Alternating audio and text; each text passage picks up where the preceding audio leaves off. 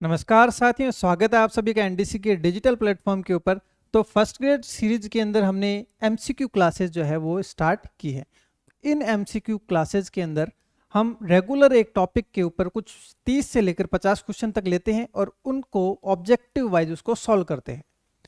साथ ही साथ में उसकी थ्योरी का डिस्कशन भी करते हैं और इसके अंदर जो प्रीवियस ईयर क्वेश्चन है उनका समावेश भी हम इसके अंदर करते हैं। देखिए, इसके अंदर लगभग 50 क्वेश्चन है, तो सभी के सभी क्वेश्चन जो है फर्स्ट ग्रेड में आए हुए हैं वो नहीं लिए जा सकते क्योंकि इतने क्वेश्चन अभी तक आए ही नहीं है। ठीक है, तो इसके अंदर फर्स्ट ग्रेड के सभी क्वेश्चंस का, बाकी अदर एग्जामिनेशन के अंदर आए हुए सभी क्वेश्चन का इसके अंदर समावेश है। तो ये जो अपनी क्लास रहेगी ये अल्टरनेटिव डेज रहेगी, मतलब एक दिन छोड़कर एक दिन जो है साइंस की क्लास ऑब्जेक्टिव आपको देखने को मिलेगी। साथ ही साथ में अगर आप चाहते हैं कि आपको जो है वो थ्योरी क्लास देखनी है या फिर थ्योरेटिकल इसको पढ़ना है, उसके बाद में आपको एमसीक्यू करने हैं, तो हमने जो है इसका थ्योरी पार्ट जो है वो कंप्लीट करवाया हुआ है। 25 क्लासेज है और सभी टॉपिक जितने भी अपने साइंस में फर्स्ट ग्रेड के अंदर टॉपिक दिए गए हैं सभी को बहुत ही अच्छे तरीके से कवर किया गया है। उसके साथ में जो एनसीईआरटी पार्ट है उसे बहुत अच्छे तरीके से कवर किया है और साथ ही साथ में जो आरबीएससी की जो 2011-12 के अंदर जो बुक्स लगती थी वो भी इनके अंदर जो है पूरा का पूरा अच्छे से कवर किया गया। मतलब जितना पार्ट, जितने क्वेश्चन बनते हैं सभी क्वेश्चन का इसके अंदर जो है वो समावेश किया गया है। तो आज की क्लास का जो अपना टॉपिक रहेगा वो रहेगा आनुवांशिकता एवं जैव विकास। ठीक है, आनुवांशिकता एवं जैव विकास। ठीक है, और ये अपनी कौन सी क्लास है? ये है अपनी सेकंड क्लास। ठीक है, तो देखो टोटल मिलाकर 5 क्वेश्चंस आते हैं। इससे पहले 25 क्लास के अंदर अपनों ने क्या किया है, पूरा पूरा पार्ट थ्योरेटिकल कंप्लीट किया है। उसके बाद में हर टॉपिक के 50-50 क्वेश्चन जो है वो अपने लेते हुए चल रहे हैं। इसका मतलब अगर रेगुलर आप क्लास देखते हैं तो आपका क्वेश्चन जाने की संभावना बिल्कुल शून्य है, कोई संभावना जो है नहीं बनती है। क्योंकि देखो 20 जो क्लास है करीब 20 to 25 क्लासेज है, उसके अंदर पूरा मैटर कवर किया गया है। टोटल क्वेश्चन आने वाले हैं अपने 5। ठीक है, 5 क्वेश्चंस के अंदर लगभग 3 क्वेश्चन बिल्कुल ही इजी लेवल के होते हैं। मतलब इजी लेवल का मतलब क्या हुआ, अगर आपने पढ़ा हुआ है तो आप उसको कर सकते हैं, अगर नहीं पढ़ा हुआ तो आप एक भी क्वेश्चन नहीं कर पाएंगे, क्योंकि बिल्कुल नॉर्मल लेवल के क्वेश्चन आते हैं लेकिन उसके लिए पढ़ा हुआ होना आवश्यक है। और साथ ही साथ में बचे हुए 2 क्वेश्चन, उसमें से एक क्वेश्चन पूछा जाता है मॉडरेट लेवल का। ठीक है, मतलब कि ठीक ठाक लेवल का पूछा जाता है। लेकिन जो अपनी क्लासेज है वो जो इजी लेवल से लेकर अच्छे लेवल तक सारा जो मैटर है वो अपनी कवर करेगी। पूरे के पूरे 5 प्रश्नों की जो है यहाँ पर अपने को कंटेंट जो है वो यहाँ पर मिलने वाला है। तो देखिए फिर शुरू करते हैं इस टॉपिक को और सबसे पहले लेते हैं क्वेश्चन नंबर 1, ऑब्जेक्टिव। ठीक है, तो देखो पहला क्वेश्चन क्या है, मनुष्य में एलिंग गुणसूत्र होते हैं। ठीक है, मनुष्य में एलिंग गुणसूत्र होते हैं। देखो गुणसूत्र क्या होते हैं, सबसे पहले मैं आपको बता देता हूं कि गुणसूत्र कितने होते हैं। टोटल मिलाकर मनुष्य में 46 गुणसूत्र होते हैं। अब यही प्रश्न जो है पिछली बार पूछा गया, मतलब पिछली बार इन द सेंस कि जो पिछले एग्जाम हुए थे उसके अंदर एक बार पूछ लिया गया मनुष्य के अंदर कितने गुणसूत्र है या कितने जोड़ी गुणसूत्र है। इस तरीके से प्रश्न जो है पूछा गया था। मतलब पहला ही क्वेश्चन क्या है, प्रीवियस ईयर का क्वेश्चन जो है पहला ही क्वेश्चन अपने इसके अंदर है। ठीक है, अब देखो मनुष्य में एलिंग गुणसूत्र, देखो गुणसूत्र भी 2 प्रकार के होते हैं, एक होते हैं लिंग गुणसूत्र और एक होते हैं एलिंग गुणसूत्र। देखो पहली बात ये पता होनी चाहिए कि टोटल गुणसूत्रों की संख्या कितनी है। तो टोटल गुणसूत्रों की जो संख्या है वो है 46। ठीक है, 46 मतलब कह सकते हैं टोटल 23 जोड़े, टोटल 23 जोड़े। ठीक है, अब इसके अंदर भी डिवाइड किया गया है लिंग गुणसूत्र और अलिंग गुणसूत्र। अब देखो लिंग गुणसूत्र वो होते हैं जो लिंग का निर्धारण करते हैं। अब लिंग का निर्धारण कौन करते हैं, तो गुणसूत्र X और गुणसूत्र Y जो होते हैं, मतलब गुणसूत्र X और गुणसूत्र Y, ये 2 गुणसूत्र या फिर एक जोड़ी जो गुणसूत्र है वो अपना क्या होता है, वो लिंग गुणसूत्र होता है। तो 46 में से 2 गए, बाकी के 44 जो है वो अपने क्या होते हैं, अलिंग गुणसूत्र होते हैं। तो हम कह सकते हैं गुणसूत्रों की संख्या कितनी है, गुणसूत्रों की संख्या है वो है 46, 46। कितने जोड़ी, तो 23 जोड़ी। कितने लिंग गुणसूत्र और कितने अलिंग गुणसूत्र, जो लिंग का निर्धारण करते हैं वो होते हैं हमारे लिंग गुणसूत्र कितने होते हैं? तो 2 होते हैं लिंग गुणसूत्र। एलिंग कितने होते हैं? वो होते हैं 44, 44। ठीक है, अब 44 को अपने पूछा जा सकता है कितने जोड़े? तो 22 जोड़े। ठीक है, 22 जोड़े। तो देखो अब प्रश्न जो पूछा जाएगा बिल्कुल सिंपल सा प्रश्न पूछने की जो है अब कैपेसिटी थोड़ी सी है वो क्या होती जा रही है? कम होती जा रही है। अब क्वेश्चन कैसा पूछा जाएगा? क्वेश्चन थोड़ा सा स्टैंडर्ड पूछा जाए। आपको पता है गुणसूत्र कितने हैं? 46 है। पेपर में प्रश्न थोड़ा सा अच्छे लेवल का पूछा जाएगा। कैसे अच्छा लेवल का? जैसे 46 है, ठीक है, टोटल 46 है, इसका मतलब पूछ लेंगे कितने जोड़े हैं, तो आप क्या करेंगे? 46, लेकिन जोड़े पूछा गया है, इसका मतलब 23 होगा। दूसरा प्रश्न बनता है कि कितने लिंग गुणसूत्र पाए जाते हैं, तो आप या तो 2 करेंगे, ऑप्शन के अंदर देखो क्या होगा, 2, 1, 23 और 46। ठीक है, तो देखो लिंग गुणसूत्र जोड़े में पूछा जाए तो 1 जोड़ा, कुल पूछा जाए तो 2, और अलिंग गुणसूत्र कितने हैं? 44 है, तो कितने जोड़े हो गए? तो टोटल मिलाकर 22 जोड़े जो है वो इसके अंदर हो जाएंगे। कितने जोड़े हो जाएंगे? 22 जोड़े। अब देखो यहां पर अपने चलते हैं, देखो एलिंग गुणसूत्र पूछा गया है, एलिंग गुणसूत्र देखो कितने हो जाएंगे? 22। कितने जोड़े? 22 जोड़े। ठीक है, ये था अपना पहला क्वेश्चन जो कि 2018 के फर्स्ट ग्रेड के अंदर आया हुआ क्वेश्चन है। ठीक है, अब बढ़ते हैं क्वेश्चन नंबर सेकंड। तो देखो क्वेश्चन नंबर सेकंड पढ़िए और इसको जो है आप ट्राई कीजिए जवाब देने का। ठीक है, तो देखो सेकंड क्वेश्चन क्या है? सेकंड जो अपना क्वेश्चन है वो है मेंडल द्वारा अध्ययन किए गए मोनोहाइब्रिड क्रॉस के F2 फेनोटाइप का अनुपात है। देखो सबसे पहले इसके अंदर क्या है, इन शब्दों का मतलब जो है वो अपने को पता होना जरूरी है। ठीक है, अब देखो क्या शब्द है इसके अंदर। सबसे पहले तो देखो मेंडल ने जो प्रयोग किए थे, मेंडल ने किस पे प्रयोग किए थे? मटर के पौधे पर। किस पे प्रयोग किए थे? तो मटर के पौधे पर प्रयोग किया था। ठीक है, मटर के पौधे का रासायनिक नाम है पाइसम सेटाइवम। Pisum sativum. ठीक है, उसके बाद में देखो मेंडल ने 3 नियम दिए थे, वो किस पर आधारित थे? मेंडल के नियम कितने? सबसे पहले तो अपने को यह पता होना चाहिए कि मेंडल ने कितने नियम दिए। ठीक है, मेंडल ने 3 नियम दिए। ठीक है, तो सबसे देखो पहला है प्रभावितता का नियम। ठीक है, दूसरा है पृथक्करण का नियम। ठीक है, तीसरा है स्वतंत्रता का नियम। ठीक है, तो ये नाम याद रखने। पूरे जो अपना टॉपिक है इसकी मूल जड़ क्या है? सबसे पहले मेंडल के बारे में पता होना चाहिए। मेंडल कहाँ का था? तो ऑस्ट्रिया का रहने वाला था। ठीक है, किस पे प्रयोग किए? तो मटर के पौधों के ऊपर प्रयोग किए। मटर के पौधे को क्या कहते हैं? Pisum sativum. कितने नियम दिए? तो 3 नियम दिए। कौन कौन सा? प्रभावितता का नियम, पृथक्करण का नियम, स्वतंत्रता का नियम। ठीक है, तो सबसे पहले जैसे याद करने का मैं कई बार तरीका बताया करता हूं कि सबसे पहले किसी भी पर्सनालिटी से अपने क्या होते हैं? प्रभावित होते हैं। ठीक है, प्रभावित होते हैं। ठीक है, प्रभावित होने के बाद में क्या होता है?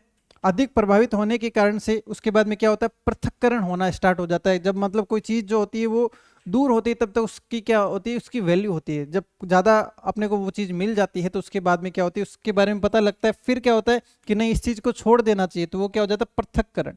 अब पृथक्करण करने के बाद में एक बार फिर से हम क्या हो जाते हैं? स्वतंत्र हो जाते हैं, या फिर किसी भी तरीके से आप इसको याद कर सकते हैं। पर अपने को ये याद होना चाहिए, इसी क्रम में याद होना चाहिए। क्यों याद होना चाहिए? देखो ये जो था ये था एक संकर पर आधारित, एक संकर संकरण। संकरण। ठीक है, अब ये जो दोनों थे, ये जो दोनों थे पृथक्करण और स्वतंत्रता का नियम, ये जो दोनों नियम थे ये किस पे आधारित थे? ये द्विसंकरण संकरण पर। द्विसंकर संकरण,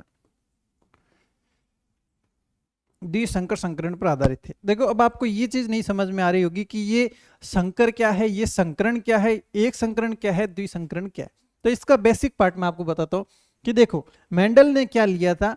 मटर के पौधे लिए थे। मटर के पौधे के अंदर एक गुण के आधार पर अध्ययन किया था, एक संकर संकरण। एक से अधिक गुणों के ऊपर जब अध्ययन किया तो उसको कहते हैं द्विसंकर संकरण। अब सबसे बड़ी बात कि संकरण क्या है? देखो संकरण क्या होता है कि जब हाइब्रिड कोई भी नस्ल तैयार की जाती है, जैसे आपने सुना होगा एक तो घोड़ा होता है, ठीक है, और एक होता है गधा। ठीक है। अब इन दोनों को आपस में क्या करवाया, क्रॉस करवाया। क्रॉस के फलस्वरूप क्या होता है, खच्चर मिला, खच्चर। ठीक है, खच्चर मिला, इसका मतलब ये खच्चर क्या है, ये इन दोनों का हाइब्रिड है। ठीक है, हाइब्रिड का मतलब होता है संकरण। तो यहां पर क्या है, एक संकर संकरण और द्विसंकर संकरण। याद क्या रखना है, प्रभावितता का नियम, पृथक्करण का नियम, स्वतंत्रता का नियम। किस पे आधारित है, एक नंबर है वो एक संकर संकरण, बाकी दोनों जो है वो किसके ऊपर, ये द्विसंकरण संकरण पर आधारित है। ठीक है, अब ये मोनो हाइब्रिड का, मोनो का मतलब क्या होता है, एक। ठीक है, अब देखो एक संकर संकरण पर, अब देखो इसके अंदर क्या होता है कि एक संकर संकरण। ठीक है, अब इसके अंदर क्या होते हैं कि एक होता है लक्षण प्रारूप,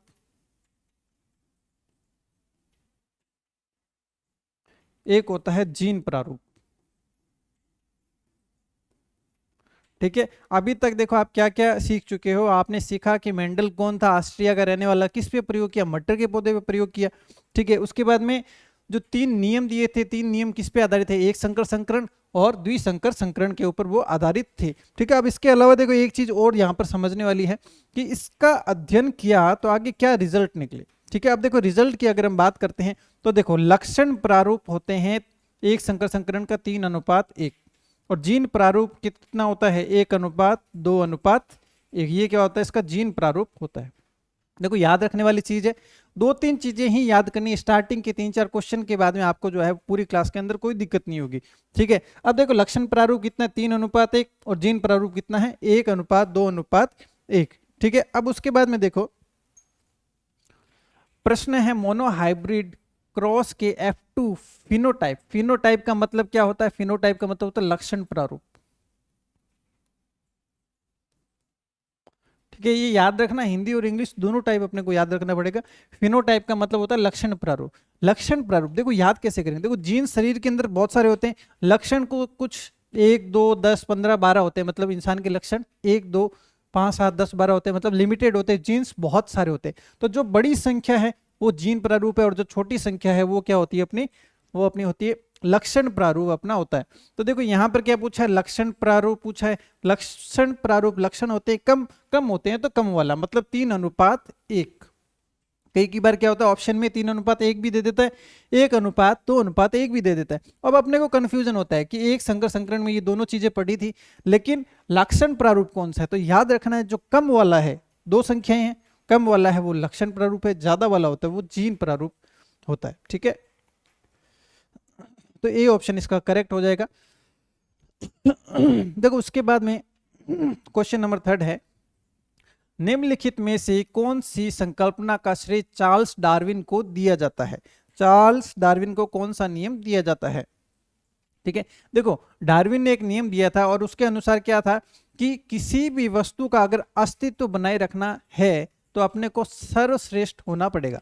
मतलब जैसे आपने देखा होगा कि जो डार्विन है, ठीक है, डार्विन उस काल का व्यक्ति है जिस समय क्या था कि धरती के ऊपर बहुत सारे डायनासोर थे।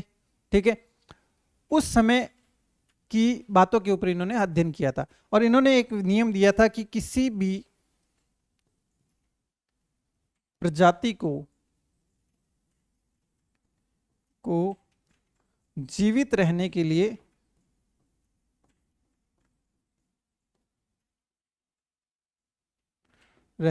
लिए योग्यतम बनना पड़ता है, योग्यतम। ठीक है, तो देखो फर्स्ट ऑप्शन है अंग की संकल्पना डार्विन की कौन सी है, वो अपने को छांटना है। देखो अंगों का प्रयोग व अप्रयोग कर्मिक विकास में बहुत महत्व रखता है। मैं इसको भी समझाऊंगा कि इसका मतलब क्या है। फिलहाल प्रत्येक कोशिका पूर्ववर्ती कोशिका से उत्पन्न होती है। थर्ड ऑप्शन है अस्तित्व के लिए संघर्ष में सबसे योग्यतम ही बचा रहेगा।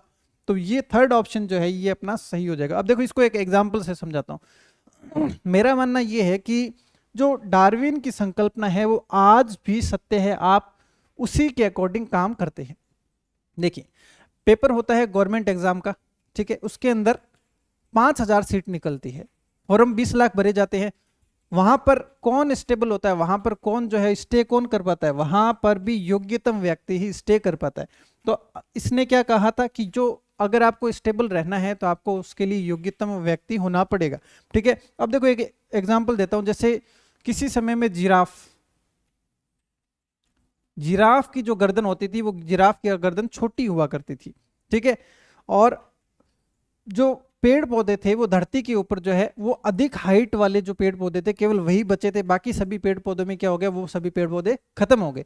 तो जिराफ ने क्या किया कि वो अपना प्रयास करता रहा और उन ऊपर के जो पेड़ पौधे थे उनको खाने की कोशिश की, उससे उसकी गर्दन की हाइट बढ़ गई। इसका मतलब वो क्या हुआ, वो योग्यतम बना रहा। ठीक है, योग्यतम बना रहा तो वो क्या है, वो आज भी अस्तित्व के अंदर स्थित है। तो इतना सा याद रखना है कि डार्विन ने कौन सी संकल्पना दी कि जो योग्यतम है वही जो है वो जिंदा बना रहता है, योग्यतम व्यक्ति। ठीक है, अब देखो क्वेश्चन नंबर 4, मेंडल ने अपने प्रयोगों के लिए कितने विषम लक्षण चुने? तो कितने विषम लक्षण? 7। कितने विषम लक्षण चुने? तो कितने? तो 7। ये अपने को याद रखना है। कितने विषम मतलब अलग अलग लक्षणों के ऊपर उसने प्रयोग किया। पहला जैसे प्रयोग किया था वो अलग किया था, दूसरा मतलब उसके 2 प्रयोग जो है वो अलग अलग किए गए थे। ठीक है, मतलब अनुप्रयोग अलग है, जो 3 लिखाए थे वो 3 नियम अलग हैं, और प्रयोग जो किए थे वो एक संकर संकरण और द्विसंकर संकरण के ऊपर आधारित थे। ठीक है, तो इसका हो जाएगा फर्स्ट ऑप्शन। अब देखो आनुवांशिकी के जनक के रूप में कौन जाना जाता है? शायद आपको इसके बारे में पता होगा कि ग्रेगर जोहान मेंडल जो है वो क्या है, आनुवांशिकी के जनक के रूप में जाने जाते हैं। क्वेश्चन नंबर 5 के बाद में है क्वेश्चन नंबर 6। ठीक है, अब देखो जीव के यकायक पैतृक परिवर्तन को कहते हैं मतलब कि जीवों के अंदर अचानक कुछ परिवर्तन होते हैं तो उसको क्या कहते हैं, उसके बारे में पूछा गया है। देखो वो चीज बताने से पहले मैं एक चीज आपको बताऊंगा कि कल की जो क्लास थी, मतलब प्रीवियस जो क्लास थी, उसके अंदर मैंने आपको बताया था कि कैंसर एक रोग है, कैंसर, और मैंने बताया था कि ये उत्परिवर्तन जनित रोग है। उत्परिवर्तन का मतलब क्या हुआ, कुछ अचानक से चेंजिंग होगी और अपने जो बीमारी है वो उत्परिवर्तन जनित बीमारी जो है वो कैंसर अपने को मिल जाती है, या फिर अलग अलग बीमारियां जो होती है वो अपने को हो जाती है। अब कैंसर क्या होता है, कैंसर का जो जीव होता है ऑन्को जीव। ठीक है, ये हमारे शरीर में उपस्थित होता है, लेकिन कुछ ऐसे परिवर्तन होते हैं, जैसे कई बार बोलते हैं कि स्मोकिंग के कारण से कैंसर हो जाता है, तो वो क्या हो गया, वो शरीर के लिए उत्परिवर्तन हो गया, बहुत ज्यादा परिवर्तन हो गया। अब चलते हैं क्वेश्चन के ऊपर। तो जीवों में यकायक परिवर्तन को क्या कहते हैं? तो उसको कहते हैं उत्परिवर्तन। क्या कहते हैं? उत्परिवर्तन कहते हैं।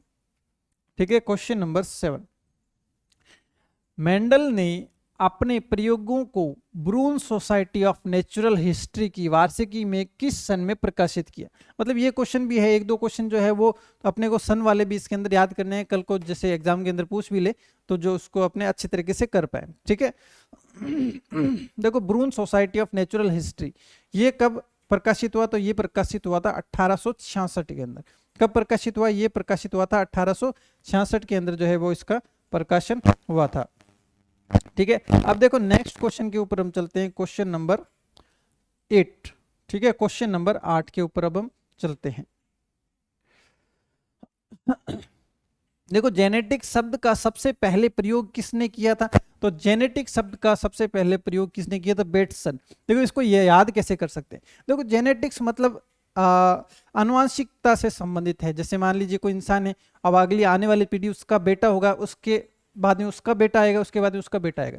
किससे संबंधित है? बात जो मैंने अभी बताई है वो की है आनुवांशिकता से संबंधित। तो देखो जेनेटिक्स मतलब आनुवांशिकता से संबंधित। देखो जैसे मैंने आपको बताया बेटा, तो बेटसन क्या हो जाएगा? बेटसन। इससे याद कर सकते हैं कि जेनेटिक्स जो है आनुवांशिकता से संबंधित है, और अपनी भाषा में हम आनुवांशिकता को क्या कहते हैं कि इसका बेटा, उसका बेटा, बेटा मतलब बेटसन। ठीक है, यहां से ये थोड़ा सा तरीका आप पिक कर सकते हैं।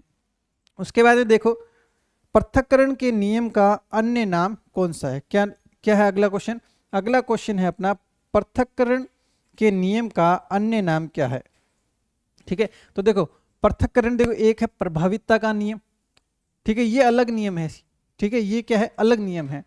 अभिव्यक्ति का नियम, युग्मकों की शुद्धता का नियम। ये जो है देखो पृथक्करण का मतलब क्या था? देखो ये जो प्रयोग किया गया था इसके अंदर मटर के पौधे लिए गए थे, कुछ बोने पौधे लिए, कुछ जो है हाइट के अंदर अच्छे लिए, किसी की पत्तियां जो है वो येलो थी। ठीक है, और किसी के जो पौधे थे, मतलब जो फ्रूट थे वो अलग अलग प्रकार के थे, उनके ऊपर अध्ययन किया। अब नाम पृथक्करण क्यों दिया गया है? पृथक्करण इसलिए दिया गया है कि इसके जो युग्मक होते हैं, मतलब कि जैसे एक गुण का निर्धारण करने के लिए, जैसे मान लीजिए कोई इंसान है, वो हाइट के अंदर अच्छा है, ठीक है, अब उस इंसान का क्रॉस अगर किसी कम हाइट वाले से किया जाता है तो उसमें क्या होता है, वो एक दूसरे के की युग्मकों ऊपर क्या करते हैं, वो वार कर देते हैं। तो इसके लिए इनको क्या गया कि रखा गया था, पृथक रखा गया था, मतलब पौधों को अलग अलग रख के इसके अंदर हाइब्रिडाइज किया गया था। तो मतलब पृथक्करण के लिए मतलब क्या हो गया, शुद्धता का नियम। तो इसको याद करने का तरीका है, ठीक है, कि ये क्या है, शुद्धता का नियम। पृथक्करण रखेंगे तो वो क्या होगा, वो चीज वो रहेगी, क्या रहेगी, शुद्ध रहेगी, ठीक है। तो इसको कहेंगे शुद्धता का नियम, ठीक है। अब देखो, जब एक शुद्ध लंबे बोने का संकरण शुद्ध बोने पौधे से करवाया जाता है तो F2PD में निम्न जीन प्रारूप प्राप्त होगा। क्या होगा, निम्न जीन प्रारूप जो है वो अपने को प्राप्त होगा। तो ये अपने को बताना है। देखो इसका बेसिक जो है मैं आपको पहले ही बता चुका हूं, ठीक है। तो इस क्वेश्चन को कीजिए, ठीक है। तो देखो क्या है, शुद्ध लंबे पौधे का संकरण शुद्ध बोने पौधे से करवाया जाता है तो F2PD में निम्न जीन प्रारूप, देखो नाम क्या है, जीन प्रारूप, जीन प्रारूप, ठीक है। एक संकर संकरण का एक था लक्षण प्रारूप और एक था जीन प्रारूप, ठीक है। लक्षण जो होते शरीर के अंदर कम होते हैं, ठीक है, तो वो होते हैं 3:1, और जीन प्रारूप होते हैं वो 1:2:1, ठीक है। अब देखो मैंने आपको जैसे पिछले क्वेश्चन में बोला था कि इसके अंदर जो दो ऑप्शन जो है वो दोनों साथ में दे दिए जाते हैं और कंफ्यूज करते हैं। देखो इसके अंदर 3:1 भी है, ठीक है, 1:2:1 भी है। तो अब कौन सा उत्तर होगा, पूछा क्या है, देखो जीन प्रारूप पूछा, जीन मतलब ज्यादा वाला संख्या पूछा है। तो ऑप्शन नंबर सी जो है ये अपना बिल्कुल करेक्ट ऑप्शन यहां पर हो जाएगा, C option will be the right answer, ठीक है। उसके बाद में देखो क्वेश्चन नंबर 11, ठीक है। अब देखो क्वेश्चन नंबर 11 मैंने आपको एक संकर संकरण का बताया, ठीक है, और एक था अपना द्विसंकर संकरण, ठीक है। इसका मैंने आपको क्या बताया, एक तो लक्षण प्रारूप बताया और एक जीन प्रारूप बताया, ठीक है। लक्षण प्रारूप मतलब जो कम वाला है, जो संख्या के अंदर कम होगी वो क्या होगा, वो होगा 3:1। जीन प्रारूप ज्यादा वाला कितना था, वो अपने था 1:2:1। ये मैंने आपको एक संकर संकरण का बता दिया था। लेकिन अब हम किस पे चलते हैं, अब हम चलते हैं, वो चलते हैं द्विसंकरण के ऊपर। ये जो थे इसके अंदर जो है वो अधिक गुण लिए गए थे, इसके अंदर 1-2 गुणों के ऊपर अध्ययन किया गया था, इसके अंदर ज्यादा अध्ययन किया गया था, ज्यादा गुणों के ऊपर। तो इसका जो लक्षण प्रारूप जो होता है वो अपना कितना होता है, 9:3:1, ठीक है। और इसका जीन प्रारूप क्या होता है, देखो जीन प्रारूप देखो 1:2:, ठीक है, 2:4, ठीक है। उसके बाद में 121, ठीक है, 121 और 21। ये थोड़ा सा बड़ा है लेकिन अपने को याद रखना पड़ेगा, और याद रखने का मैं तरीका जो है मैं आपको यहाँ पर बता दूंगा। देखो ये था एक संकर संकरण, तो ये अपने को याद हो चुका है। अब द्विसंकर संकरण के अंदर क्या है, देखो दो चीजें हैं, ठीक है। कंफ्यूज कैसे होंगे कि ये था जीन प्रारूप या फिर ये था जीन प्रारूप। जीन प्रारूप मतलब ज्यादा वाली संख्या, तो ज्यादा वाली संख्या कौन सी है, तो जीन प्रारूप पूछा जाए तो ये वाला, और लक्षण प्रारूप पूछा जाए तो ये वाला, ठीक है। अब देखो इसको कैसे याद करेंगे, अब देखो 1:2, इससे डबल हो गया 2:4, ठीक है। उसके बाद में देखो 21, मतलब ये हो गया 121 और 21, ठीक है। याद कैसे करना है, 1:2 फिर उसका डबल 2:4, फिर उसके बाद में 121 21, ठीक है, 121 21। अब देखो यहां पर क्या पूछा है, क्वेश्चन के ऊपर आ जाते हैं, लक्षण प्रारूप अनुपात है, क्या है, लक्षण प्रारूप अनुपात है। अब देखो साथ ही साथ में इसमें क्या पूछा गया है, दो पौधों में एक संकर संकरण, तो अपने को एक संकर संकरण का पूछा है, मतलब ये वाला पूछा गया है। तो इसके अंदर देखो लक्षण प्रारूप कितना है, 3:1, तो ये हो जाएगा बी ऑप्शन अपना बिल्कुल सही ऑप्शन हो जाएगा, ठीक है। उपार्जित लक्षणों की वंशानुगति का सिद्धांत किसने दिया, ठीक है। उपार्जित लक्षण मतलब एक पीढ़ी के अंदर जो लक्षण है उसका उपार्जन करके नेक्स्ट पीढ़ी के अंदर जाते हैं, तो उसका जो है वो सिद्धांत किसने दिया, ठीक है। तो ये सिद्धांत का नाम याद रखना है, लेमार्क ने। किसने दिया, लेमार्क ने जो है वंशानुगति सिद्धांत दिया। मतलब जो लक्षण उपार्जित कर लिए जाते हैं एक पीढ़ी के अंदर, लक्षण उपार्जित, लक्षणों की वंशानुगति जो होती है वो किसके सिद्धांत के अनुसार होती है, वो होती है लेमार्क। देखो अब सिद्धांत को है वो समझाना पॉसिबल नहीं है, ये नाम जो है वो अपने को डायरेक्ट याद करने पड़ेंगे। उसके बाद में देखो मनुष्य में निमेशक पटल होती है। ठीक है, निमेशक पटल क्या होता है, अगर मैं इसका आपको इंग्लिश नेम बताऊंगा तो शायद आप इसको समझ जाएंगे। ठीक है, निमेशक पटल का मतलब होता है जो अपेंडिक्स जैसे है, अपेंडिक्स, अपेंडिक्स जो है वो निमेशक पटल, हिंदी का नाम क्या होता है उसका, निमेशक पटल जो है वो उसका हिंदी नेम होता है। ठीक है, ये क्या होती है, जो अपने पूर्वज थे, मतलब बहुत साल अरबों सालों पहले जो थे, वो अपने पूर्वज जो होते थे वो कैसे होते थे, वो बंदर जो है वो उस संरचना के रूप में होते थे। तो बंदर की पूंछ भी पाई जाती थी। ठीक है, लेकिन जैसे जैसे इंसान का विकास हुआ वैसे वैसे वो पूंछ जो है वो गायब होने लगी। गायब होने के फलस्वरूप वो बहुत छोटी सी एक जो है अवशेष के रूप में रहेगी। कैसी रहेगी, अवशेष के रूप में। उसी को क्या कहते हैं, अपेंडिक्स कहते हैं। ठीक है, जैसे आपने सुना होगा किसी किसी को जैसे अपेंडिक्स की प्रॉब्लम हो जाती है और वहां पर पेन होना स्टार्ट हो जाता है। अल्टीमेटली वो क्या है, वो जो है वो पूंछ का पार्ट जो है इंसान के अंदर होता है। ठीक है, वो क्या होता है, पूंछ का। अब वर्तमान में वो क्या हो गया, वो विलुप्त हो चुका है। क्या हो चुका है, विलुप्त। ठीक है, मतलब ये क्या होता है, ये एक अवशेष के रूप में अपने रह चुका है। क्या है, देखो अवशेष के रूप में है और अब अल्प विकसित है, क्योंकि बहुत छोटा है, इसका मतलब वो क्या हो जाएगा, वो अल्प विकसित हो जाएगा।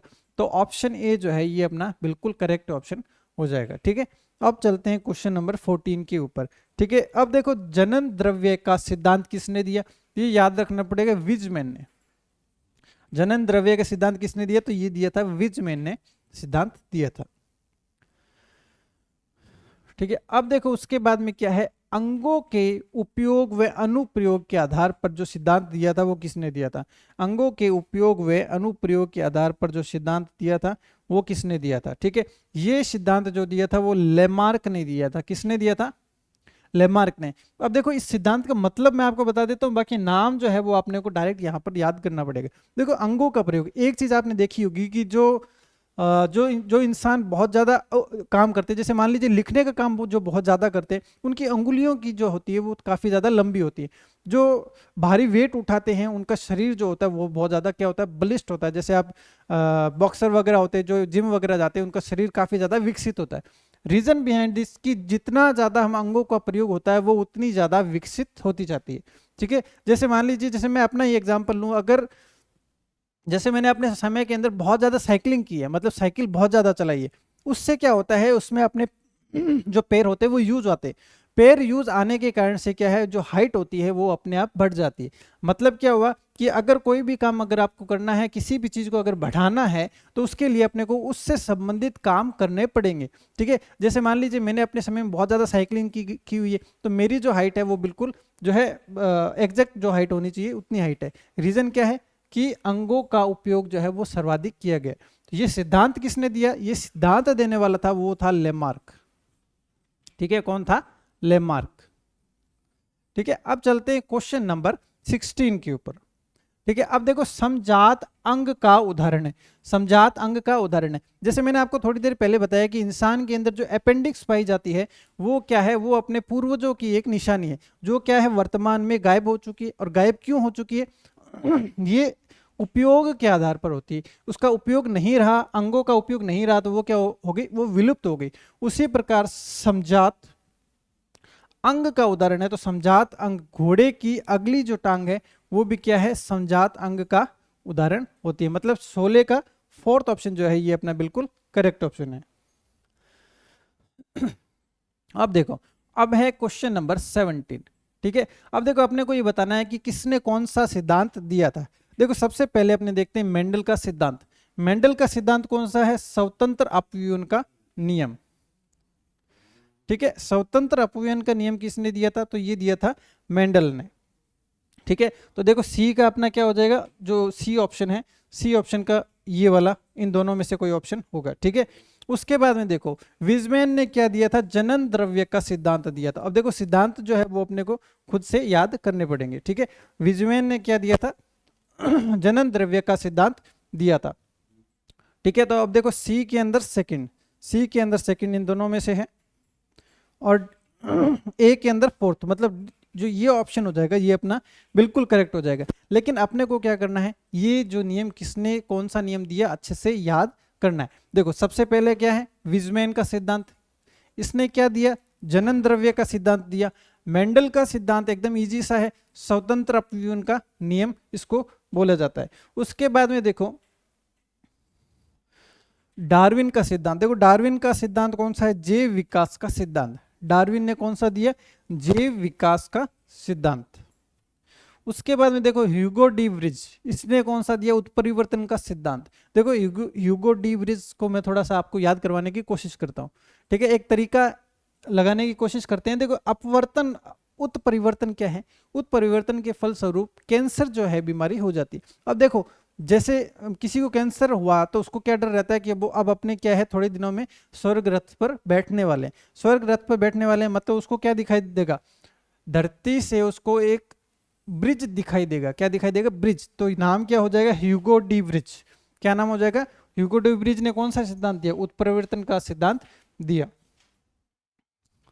अब देखो गुणसूत्रों का मध्य बिंदु कहलाता है, गुणसूत्र का मध्य बिंदु होता है वो सेंट्रोमियर। अब इसको याद कैसे करेंगे, देखो लंबाई जो होती है वो कैसे नापते हैं, सेंटीमीटर मीटर के अंदर नापते हैं। और गुणसूत्र का मध्य बिंदु, मध्य बिंदु मतलब कोई गुणसूत्र रहा होगा, ठीक है, उसका मध्य बिंदु जो होता है उसको क्या बोला जाता है, उसको बोला जाता है सेंट्रोमियर। ये अपने को क्या करना है, अच्छे से याद रखना है, ठीक है। देखो कुछ शब्द हो सकते हैं आपको नए लग रहे हो, लेकिन शब्द चाहे नए हो, पेपर के अंदर प्रश्न आएगा तो बिल्कुल नए शब्दों का प्रश्न आ सकता है। तो ये चीज देख के नहीं छोड़नी है कि ये शब्द कैसे याद होंगे, पर रेगुलर पढ़ते रहेंगे तो अपने को वो याद होते रहेंगे। देखो मेंडल के एक संकर संकरण में लक्षण प्रारूप है, ठीक है, प्राप्त लक्षण प्रारूप है। अपने को क्या बताना है, लक्षण प्रारूप। जैसे ही कोई इस टाइप का क्वेश्चन देखेंगे तो सबसे पहले नोट करेंगे कि संकरण कौन सा है। एकल संकरण संकरण है, इसका मतलब या तो उत्तर अपना 3:1 होगा या फिर 1:2:1 होगा, इस दोनों में से कोई एक होगा। उसके बाद में देखेंगे कि पूछा लक्षण प्रारूप गया है या जीन प्रारूप पूछा गया है। अगर लक्षण प्रारूप पूछा गया इसका मतलब कम वाला उत्तर होगा, मतलब 3:1, मतलब कि ए ऑप्शन जो है वो अपना बिल्कुल करेक्ट ऑप्शन हो जाएगा, ठीक है। उसके बाद में 20वां क्वेश्चन है, मेंडल ने एक संकर संकरण में प्राप्त जीन प्रारूप, ठीक है, जीन प्रारूप। सबसे पहले इस टाइप के क्वेश्चन जब भी आते हैं तो अपने को देखना है कि उसके अंदर क्या पूछा गया है, मतलब संकरण कौन सा है, एक संकल संकरण है। इसका मतलब या तो 3:1 में से कुछ होगा या फिर 1:2:1 में से कोई उत्तर होगा, ठीक है।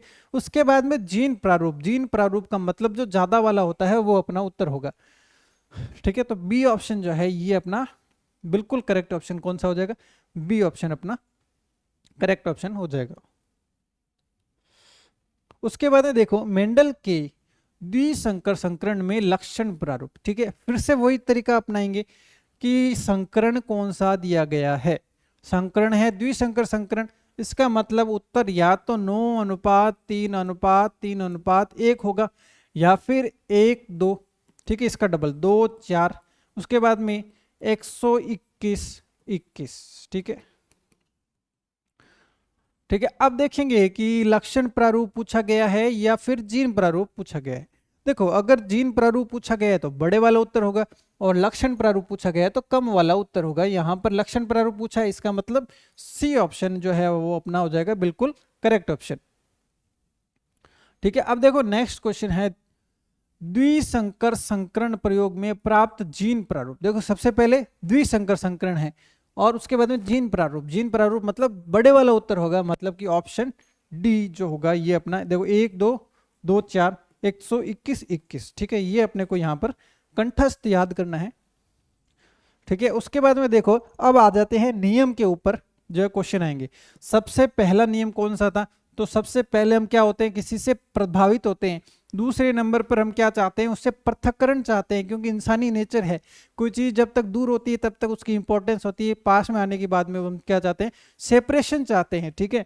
तो सेपरेशन सबसे पहले प्रभावित, उसके बाद में हम क्या चाहेंगे, उससे स्वतंत्र होना चाहेंगे और उसके बाद में सोचेंगे, हाँ मतलब कि उसके बाद में पृथक्करण के बाद में हम क्या चाहेंगे, स्वतंत्र होना चाहते हैं। तो पहला नियम, दूसरा नियम, तीसरा नियम। मेंडल का द्वितीय नियम कौन सा है? तो मेंडल का द्वितीय नियम है पृथक्करण का नियम, जो कि अपना है बी ऑप्शन।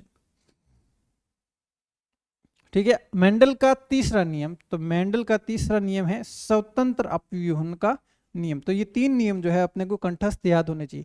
देखो अगर इस टॉपिक से प्रश्न आता है तो मेंडल के नियमों में से आने की संभावना बहुत ज्यादा रहेगी। जैसे मान लीजिए वो लेमार्क, विजमैन, अगर आपको याद नहीं हो रहे तो टेंशन लेने की जरूरत नहीं है, क्योंकि वहां से प्रश्न जनरली अभी तक नहीं पूछा गया।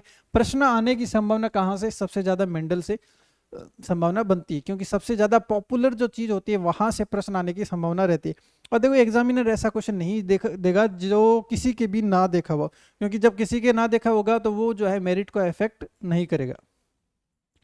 ठीक है, उसके बाद में देखो मेंडल के किस नियम को युग्मकों की शुद्धता का नियम, ये प्रश्न जो है एक बार पहले अभी तक आ चुका है, ये प्रश्न जो है पहले आ चुका है। ठीक है, मेंडल के किस नियमों को युग्मकों की शुद्धता, देखो शुद्धता कब रहेगी? किसी से दूर रहेंगे ना तब तक क्या रहेंगे? शुद्ध रहेंगे। तो पृथक्करण का नियम मतलब क्या हो गया? युग्मकों की शुद्धता का नियम। ठीक है, पृथक्करण का नियम जो है ये हो जाएगा युग्मकों की शुद्धता का नियम। देखो अपना जितना भी मैटर जो कवर किया गया ना, वो जो 11वीं बारी की 2011-12 के अंदर जो 10th की बुक लगती थी ना, उससे कवर किया गया। जो मेरे जमाने की थी ना, उन बुक से जो है ये सारा का सारा मैटर कवर किया गया। वहां पर सेकंड लेसन के अंदर जो है एक टॉपिक दिया गया है, सेकंड या फर्स्ट लेसन है, उसके लास्ट के अंदर 3 नियम दिए गए हैं। ये तीनों नियम पूरी व्याख्या के साथ में दिए गए, साथ ही साथ में उपनाम जो होते हैं उनके साथ में भी जो है वो साथ में नाम दिए गए। मतलब कि जैसे युग्मकों का है ब्रैकेट में पृथक्करण का नियम उसमें लिखा गया है। ठीक है, तो बिल्कुल ऑथेंटिक चीज है, प्रश्न पक्का पक्का यहां से आपको मेंडल से देखने को मिल सकता है।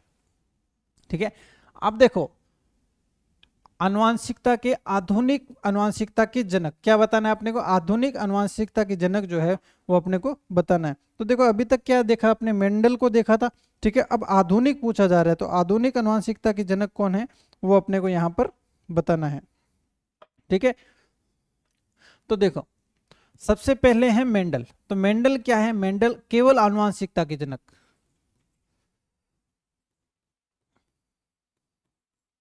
केवल आनुवांशिकता का जनक पूछा जाए तो मेंडल करना है, और आधुनिक पूछा जाए तो बेटसन। अब कैसे याद करेंगे इसको? ठीक है, इससे पहले हमने क्या याद किया था? ठीक है, देखो बेटसन जो है वो क्या हो जाएगा? आधुनिक आनुवांशिकता का जनक। और क्यों हो जाएगा? देखो जैसे पिता होते हैं, पिता के बाद में जो बेटा आता है वो उनसे ज्यादा क्या होता है? मॉडर्न होता है। मॉडर्न मतलब क्या हो जाता है? आधुनिक।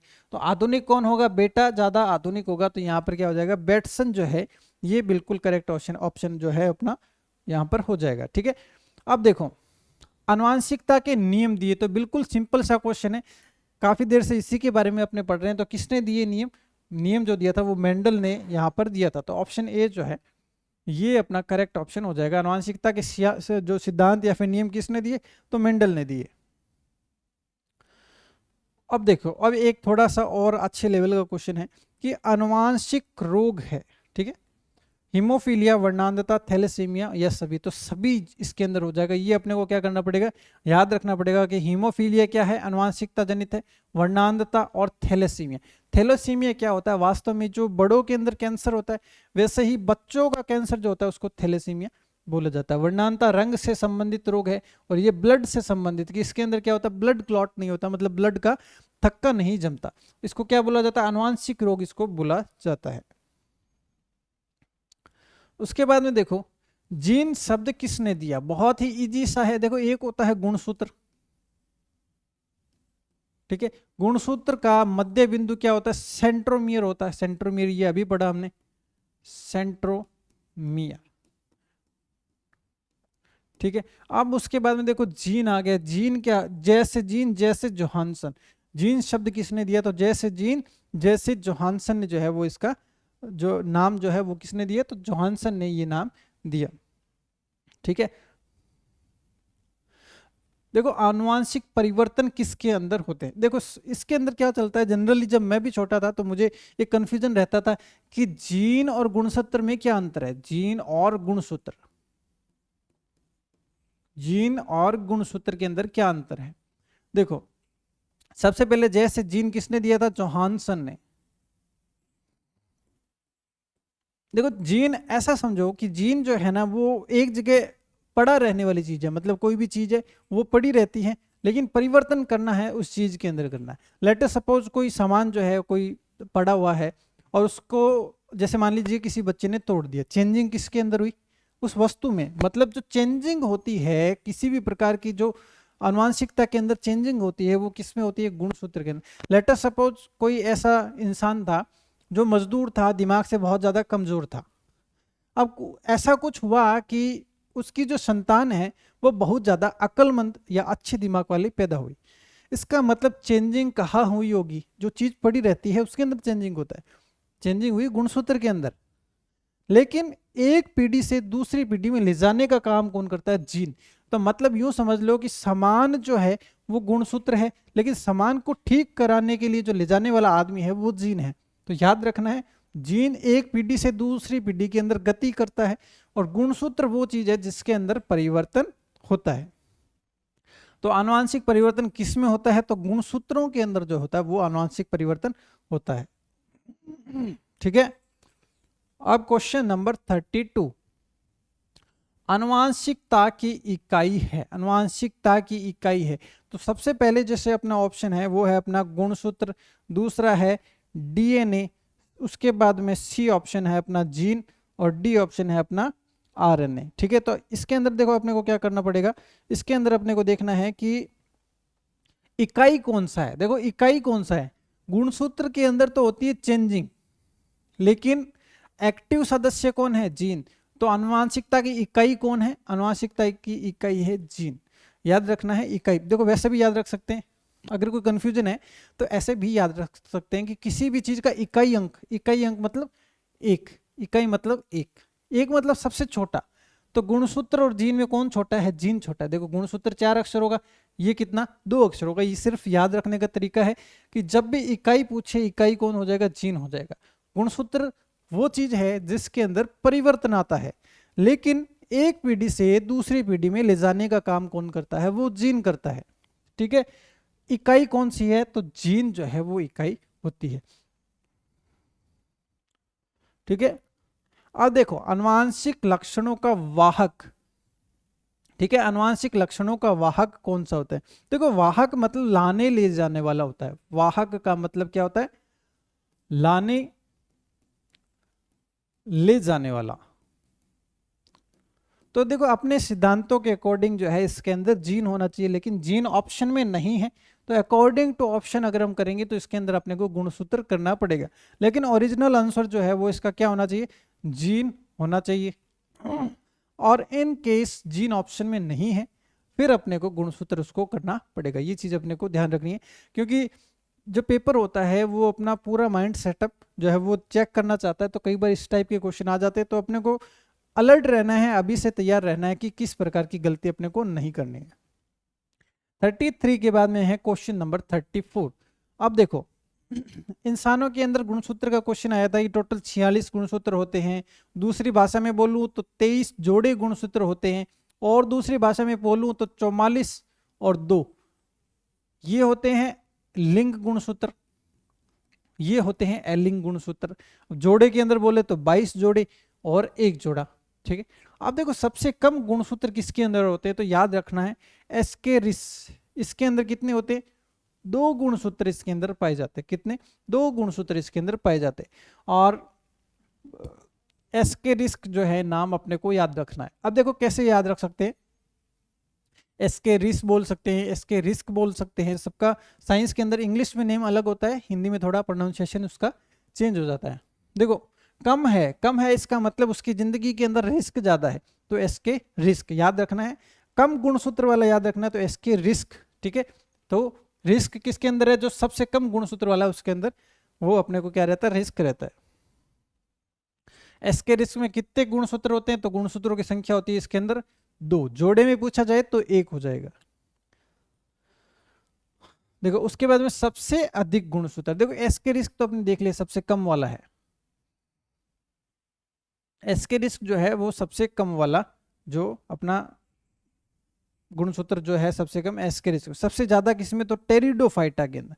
किसके अंदर, टेरिडोफाइटा। देखो ताकतवर इंसान है, बहुत सारे गुणसूत्र है, लगभग 1300 से 1600, 1300 से लेकर 1600 इसके अंदर गुणसूत्र की संख्या पाई जाती है। बहुत सारे गुणसूत्र हैं, कम गुणसूत्र था तो एस के रिस्क था उसके अंदर रिस्क था। और इसके अंदर गुणसूत्रों की संख्या ज्यादा है, इसका मतलब एकदम बलिष्ठ, एकदम ताकतवर इंसान होगा। और ताकतवर इंसान क्या करता है, फाइट करता है। तो टेरिडोफाइट्स, टेरिडोफाइट्स ये याद रखना है। अभी याद हो या ना याद हो, लेकिन अगर इस टाइप का प्रश्न पेपर में आएगा तो आपको ब्लिंक हो जाएगा कि हाँ कुछ इस टाइप का पढ़ा था। अब पेपर में प्रश्न आएगा तो उसके अंदर ये दोनों ऑप्शन आपको जरूर मिलेंगे, फिर आप क्या हो जाएंगे, कंफ्यूज कि ये वाला उत्तर था अधिक में या फिर ये वाला था। फिर आपको याद आएगा कि ये है इसके रिस्क और ये है फाइट, तो अपने को क्या करना है, फाइट वाला करना है अगर अधिक गुणसूत्र पूछा जाए। अब ये मैं आपको बता चुका हूं कि टेरिडोफाइटा में कितने गुणसूत्र होते हैं, तो 1300 से लेकर 1600 गुणसूत्र इसके अंदर पाए जाते हैं। ठीक है, 1300 से 1600।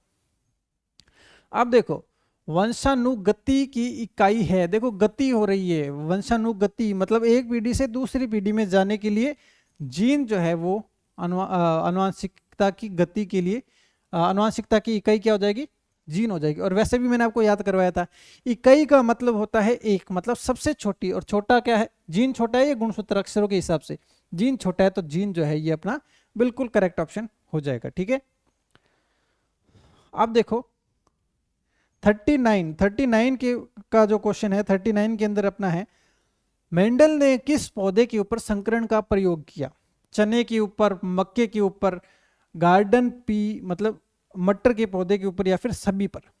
जो मेंडल ने प्रयोग किया था वो किया था, देखो मटर के पौधे के ऊपर। किस पे किया, मटर के पौधे के ऊपर जो इसने प्रयोग किया था। उसके बाद में देखो क्वेश्चन नंबर 40। अब देखो जैसे कोई भी साइंटिस्ट होता है, ठीक है, सभी में कंपटीशन की भावना होती है। क्या होती है, कंपटीशन की भावना होती है। मेंडल ने उस जमाने में ये प्रयोग किए तो सभी को बुरा लगा कि हम कुछ नहीं कर पा रहे, और इसने अकेले ने इतने सारे प्रयोग कर दिए, सब सत्य भी इन्होंने साबित कर दिया। फिर कुछ लोगों ने क्या किया, उनके ऊपर रिसर्च करना और उनको चेक करने की कोशिश की कि क्या ये सही है। उनको क्या बोला जाता, मेंडल के पुनः खोजकर्ता कौन थे, तो तीनों ही ह्यूगो डिवरिच, एरिक वॉन शेरमिक और कार्ल कॉरेंस, ये जो है ये तीनों के तीनों जो थे वो क्या थे, मेंडल के पुनः खोजकर्ता थे। याद करना है क्योंकि देखो ह्यूगो डिवरिच जो आपने शब्द सुना होगा, एरिक वॉन शेरमिक कितना अच्छा सा नाम है, ठीक है, और कार्ल कॉरेंस ये भी अपने को याद करना है। आपने 10वीं में पढ़ा होगा, इस टाइप के कुछ नाम जो है वो अपने को थोड़े बहुत जो है वो मेमोरी के अंदर आपके होंगे, तो इजी वे में आपको याद हो जाएंगे। 3-4 बार बोलना, ये आपको अच्छे से याद हो जाएंगे। अब देखो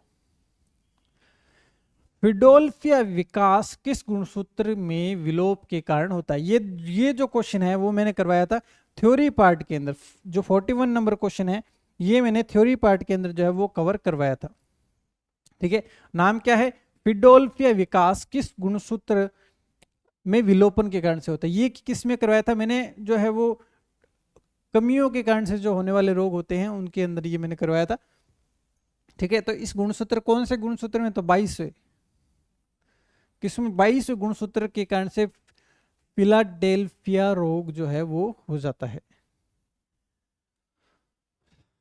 ठीक है, अब देखो मेंडलवाद का अपवाद है। देखो मेंडलवाद का अपवाद मतलब मेंडल ने जो सिद्धांत दिए उसके अंदर कौन सा जो है वो अपवाद है। देखो प्रभावितता का नियम हमने पढ़ा, बिल्कुल ये तो अपवाद हो ही नहीं सकता। अपूर्ण प्रभावितता का नियम, क्या ये कोई सिद्धांत पढ़ा था, नहीं पढ़ा था, इसका मतलब ये एक तो अपवाद हो जाएगा। क्या सहलग्नता का कोई सिद्धांत पढ़ा था, नहीं पढ़ा था, तो ये भी एक अपवाद हो जाएगा। मतलब बे व से, मतलब बी और सी दोनों जो है वो इसके क्या हो जाएंगे, अपवाद हो जाएंगे। ठीक है, अब बढ़ते हैं क्वेश्चन नंबर 43। अब देखो अब ये क्वेश्चन जो है ना आपके लिए बिल्कुल बच्चों का खेल हो जाएगा कि हाइब्रिड पूछ लिया जाए, एक संकर द्विसंकर पूछ लिया जाए, एक संकरण का अनुपात पूछ लिया जाए, लक्षण प्रारूप पूछ लिया जाए। मतलब कि इतने अच्छे से आने चाहिए अपने को कि अगर कोई पूछे तो उसको यूं लगना चाहिए कि क्या वास्तव में आप आर्ट्स के हैं, मतलब इतना नॉलेज होना चाहिए कि ऐसा लगना चाहिए जैसे साइंस के ही स्टूडेंट है। अब ये क्वेश्चन अगर जो है जैसे मोनोहाइब्रिड, मोनोहाइब्रिड का मतलब क्या हो गया, एक संकर, एक संकर संकरण, तो 3:1। अब इसके अंदर ना तो ये दिया गया है कि लक्षण प्रारूप है या जीन प्रारूप है, नहीं दिया गया ना, इसका मतलब आरपीएससी अपना दिमाग चेक करना चाहती है। अब 3:1 के अलावा क्या हमने इनमें से कोई भी अनुपात पढ़ा हुआ है? नहीं पढ़ा हुआ, तो फिर यही उत्तर होगा। ठीक है, तो थोड़ा सा अपने को एक्स्ट्रा दिमाग भी यूज लेना पड़ेगा। 44 नंबर क्वेश्चन। ठीक है, अब ये थोड़ा सा याद करना पड़ेगा कि बीटी कॉटन क्या है। देखो थोड़ी देर पहले मैंने एक चीज आपको बताई थी कि कुछ चीजें जो होती है वो हाइब्रिड चीजें होती है। मतलब हाइब्रिड जैसे कुछ खाने की चीजें भी होती है, हाइब्रिड चावल भी होते हैं, हाइब्रिड जो है वो जो गेहूं होती है वो भी हाइब्रिड होती है। जैसे आपने देखा होगा जीके के अंदर आप पढ़ते हैं कि जो पशुधन के अंदर गाय वगैरह पढ़ते हैं, मुर्रा भैंस पढ़ते हैं, वो क्या होती है? वो भी हाइब्रिड नस्ल होती है। एक आपने राठी गाय पढ़ी होगी, राठी गाय। ठीक है, तो वो सिंधबाल नस्ल की कुछ मिक्स नस्लें होती है, उनको क्या बोला जाता है? हाइब्रिड बोला जाता है। तो बीटी कॉटन मतलब कॉटन का जो पौधा होता है, कॉटन का जो प्लांट होता है, वो क्या होता है? वो भी क्या होती है कि वो भी हाइब्रिड होता है। तो वो किससे होता है? वो चीज जो है अपने को यहाँ पर पूछा जा रहा है। देखो अगर क्वेश्चन देखेंगे तो यूं मन करेगा कि इसको छोड़ दें, लेकिन अगर आपने क्लास ली है तो उसका ये फायदा मिलेगा कि एक बार इसको आप पढ़ेंगे जरूर। जो चीज दिखने में खतरनाक होती है वास्तव में वो उतनी खतरनाक होती नहीं है, इसको पढ़ के देखो। एक प्रकार का कपड़ा, कॉटन क्या होता है? कॉटन होती है रुई, क्या वो कपड़ा है? नहीं है, गलत ऑप्शन। कपास के फसल को प्रभावित करने वाले पीड़क की दवा। अब ये आप जान चुके हैं कि बीटी कॉटन एक क्या है? हाइब्रिड नस्ल है। हाइब्रिड नस्ल है तो क्या वो प्रभावित करने वाले कोई दवा है क्या? नहीं है, बिल्कुल गलत ऑप्शन है। पीड़क का नाम नहीं, नहीं नहीं, बिल्कुल भी नहीं, ये बिल्कुल भी नहीं है। ठीक है, पीड़क का नाम नहीं है। अब देखो जेनेटिकली मॉडिफाइड क्रॉप, तो मैंने अभी आपको यही तो बताया कि किसी चीज को, दो चीजों को मिक्स करके नई चीज मॉडिफाइड कर कर नई चीज बनाई जाती है, उसी को इंग्लिश में लिख दिया जेनेटिकली मॉडिफाइड क्रॉप। तो ये हो जाएगा अपना बिल्कुल करेक्ट ऑप्शन। ठीक है, ये अपना हो जाएगा करेक्ट ऑप्शन। उसके बाद में 45 नंबर क्वेश्चन। देखो अब तो आप बिल्कुल साइंस के स्टूडेंट की तरफ क्वेश्चन करेंगे। ये वाला क्वेश्चन है, आपको शायद देखना भी नहीं पड़ेगा क्वेश्चन, मेरे उत्तर बताने से पहले आप इसका आंसर बता देंगे। ठीक है, अब देखो मेंडल का जो स्वतंत्र अपव्यवन का नियम था के अवलोकन पर आधारित है। एक संकर, द्विसंकर, परीक्षण संकरण या बैंक संकरण। देखो ये तो नाम कभी पढ़े ही नहीं है, और हमने नहीं पढ़े इसका मतलब वो चीजें होती ही नहीं है। ठीक है, उसके बाद में देखो बैंक संकरण, ये भी चीज नहीं पढ़ी है, तो ये भी चीज कुछ ऐसी चीज होती ही नहीं है। ठीक है, अब देखो देखी देखी चीजें ये दोनों लग रही है। तो देखो सबसे पहला था प्रभावितता का नियम। ठीक है, उसके बाद में था पृथक्करण का नियम, उसके बाद में था स्वतंत्र अपव्यूहन का नियम, स्वतंत्र अपव्यूहन का नियम। इसको जो है पृथक्करण के नियम को युग्मकों की शुद्धता का नियम भी बोला जाता है। अब मैंने बताया था उसके बाद में कि प्रभावितता का नियम एक संकर संकरण पर आधारित है, एक संकर संकरण पर आधारित है, और ये दोनों द्विसंकर पर आधारित है। इसीलिए मैंने बोला था कि क्रम इंपॉर्टेंट है, इसका क्रम जो है वो अपने को ध्यान में रखना है। क्रम इंपॉर्टेंट है क्योंकि प्रभावितता का नियम जो 1 नंबर वाला है केवल उसमें 1 आएगा, बाकी दोनों में 2 आएंगे। तो स्वतंत्र अपव्यूहन का नियम 3 नंबर वाला है, तो ये तो द्विसंकर संकरण पर आधारित था। तो क्वेश्चन ऐसे करेंगे जैसे याद रखने के लिए नहीं है ये क्वेश्चन, तो जैसे मैथ के जैसे क्वेश्चन सॉल्व करते हैं वैसे क्वेश्चन जो है अपने सॉल्व हो जाएंगे।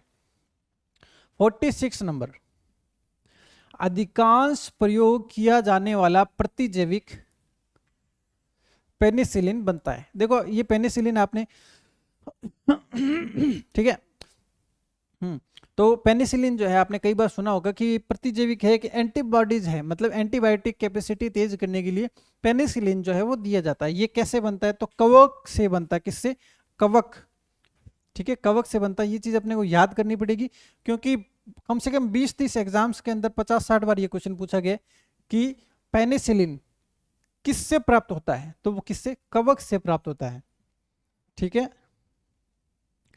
डीएनए का पूर्ण रूप है। देखो ये भी नाम जो है अपने को याद कर लेना चाहिए। जब इतने सारे नाम याद कर लिए, 50 क्वेश्चन है लगभग, उसमें से 30 क्वेश्चन तो आपको बहुत इजी वे में इसके अंदर जो है मेंडल से आपको अच्छे से आ गए होंगे। ठीक है, तो अब एक दो कुछ से जो है अपने को याद भी करने को मिलना चाहिए, वरना आपको यूं लगेगा कि कुछ नया अपने को नहीं मिला। ठीक है, तो अब देखो कुछ चीजें याद करने वाली है।